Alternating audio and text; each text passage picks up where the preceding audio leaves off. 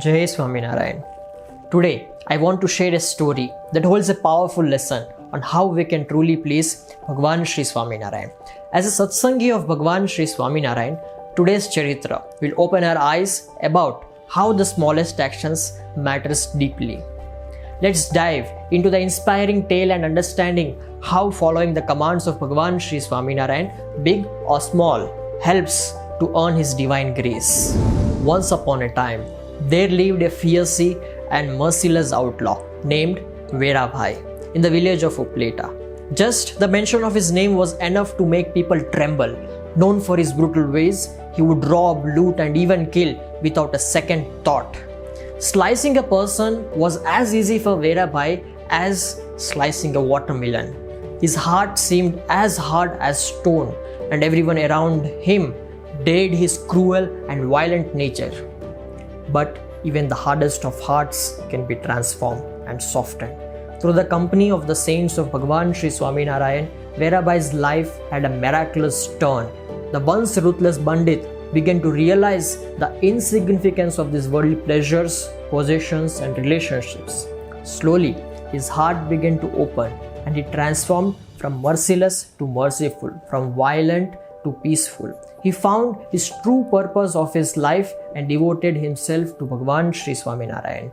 Living a devoted life as a follower of Maharaj, he followed Panch Vartaman through his life. One day, Verabhai was blessed with an opportunity to travel with Bhagwan Swaminarayan himself. Early in the morning, they strode on the horses and started their journey.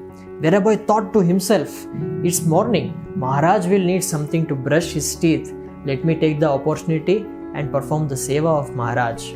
With a heart full of devotion, Verabhai spotted a fresh bubble tree and without a second thought, he broke off a small stick to offer Maharaj. With utmost love, he presented the bubble stick to Maharaj, expressing a smile of approval, but Maharaj paused. Looking at the small bubble stick in the hands of Verabhai, with a gentle smile, Maharaj asked, "Did you get the owner's permission?" Verabhai was stunned. He had not even considered this. Why would something too small matter? Feeling ashamed, he lowered his head and said, "No, Maharaj." At that moment, he realized he had misunderstood Maharaj's teachings. Maharaj's gaze remained kind.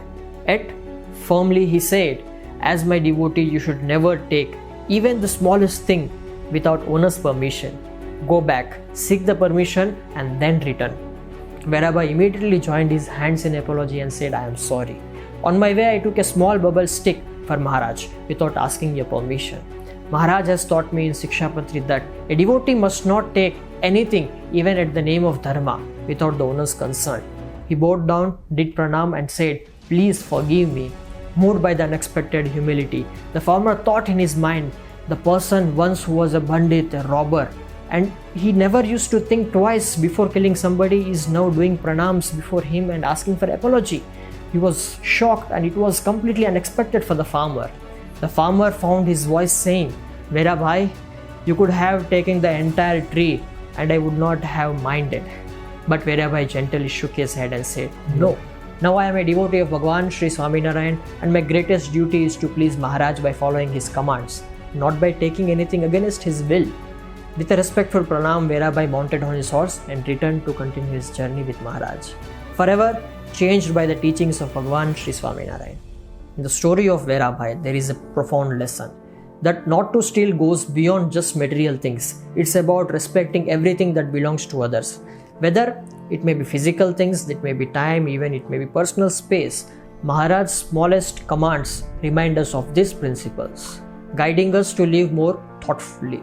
For example, imagine a friend leaving his phone on his table and going out, and checking their phone out of curiosity is still a form of stealing. And now think about this. Suppose you have done some work or some project in a team along with your friends. Your friends are out and your teacher asks you, "Who has done this excellent project?" We obviously might say, "I have done this project." But still, this is a form of stealing. As it was done collectively in a team, the credit belongs to the team. When you are stealing the credit for yourself, it is a form of stealing. And then another example is like sharing an idea. For example, You have taken an idea of your friend and you have did something remarkable. When someone asks you whose idea it was, we would say, it was my idea. Then it is also a form of stealing. Stealing of ideas, stealing of credit, and stealing of physical things. As we said, stealing goes beyond material things. There are many ways of stealing, so we have to be careful. We should respect what belongs to others. From this charitra, we have to learn that even the smallest commands of Bhagwan Shree Swaminarayan holds a deep and significant value. Each one guides us to a thoughtful and a respectful life. We should never take someone's belongings without permission, no matter how small or insignificant they are. When we make a mistake, setting our ego aside and asking for forgiveness shows our commitments towards learning and pleasing Bhagwan Shree Swaminarayan. Mistakes teaches us, but we must ensure they are not repeated. Let us pray to Bhagwan Shree Swaminarayan to give us the strength and courage in following each and every command of Shikshapatri and ultimately lead us to this divine abode, Akshardham. Thank you. Jai Swaminarayan.